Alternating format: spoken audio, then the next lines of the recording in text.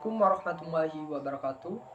Perkenalkan, nama saya Amrizky Ramadan dari Prodi Pendidikan Sejarah, tentu saja dengan ruangan R003 dengan NIM A1A2250089 dengan mata kuliah pengantar sejarah Indonesia oleh Ibu dosen Eka Sepriana. Oke, saya di sini akan menjelaskan terlebih dahulu apa itu Indonesia, bagaimana Indonesia bisa terbentuk, dan yang terakhir bagaimana keadaan Indonesia sekarang. Apa itu Indonesia? Indonesia merupakan negara kepulauan yang terletak di antara dua benua, apa saja yaitu benua Asia dan benua Australia. Di Indonesia, penduduknya mencapai 271 juta jiwa, di mana pulau paling padatnya terdapat di Jawa, dan juga ibu kota terletak di Jawa, yaitu tepatnya di Jakarta. Tetapi berapa tahun kemudian akan pindah ke IKN, atau tepatnya di Kalimantan Timur. 17 Agustus 1945 diperingati sebagai Hari Kemerdekaan Rakyat Indonesia atas berakhirnya masa penjajahan Jepang dan Belanda. Di Indonesia memiliki suatu konstitusi yaitu berupa UUD 1945 dan juga memiliki satu simboyan persatuan yaitu Bhinneka Tunggal Ika yang artinya berbeda-beda tetapi tetap satu jua. Yang membuat Indonesia memiliki macam-macam suku, agama, ras, dan suku. Kedua, bagaimana Indonesia bisa terbentuk? Proses terbentuknya Indonesia ini sangatlah panjang, dari masa kerajaan dan kolonialisme.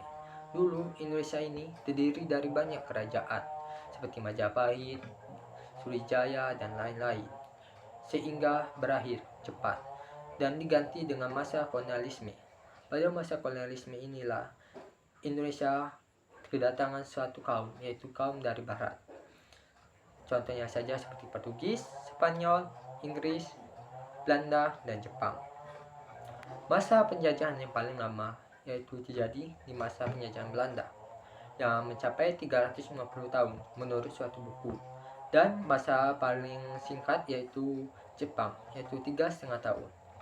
Pada 1945, di mana Jepang telah menyerahkan diri pada sekutu karena dijatuhkan bom Hiroshima dan Nagasaki yang membuat Soekarno dan Hatta pun diculik oleh para kaum pemuda karena Nasdem Club untuk mempercepat masa proklamasi.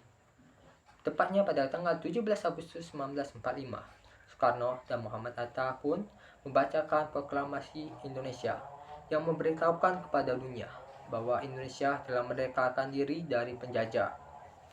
Setelah proklamasi, Soekarno dan Hatta pun dipilih sebagai presiden dan wakil presiden pertama Indonesia.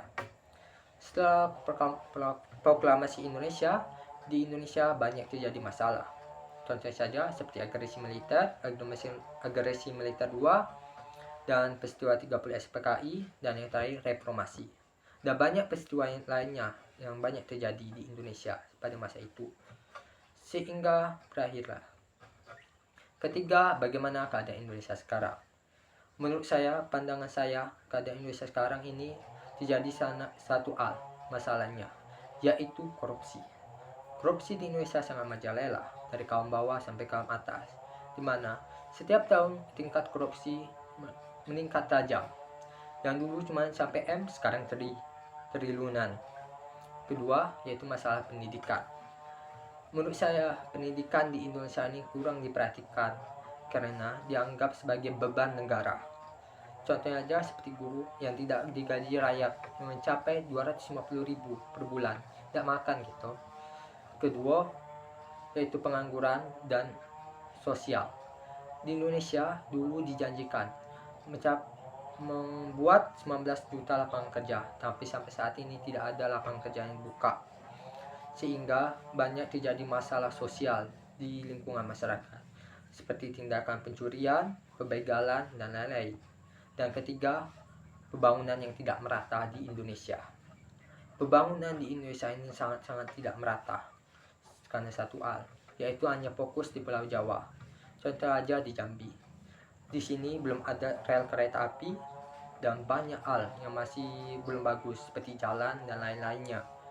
Dan yang terakhir, yaitu suara sering tidak didengar oleh para pemerintah.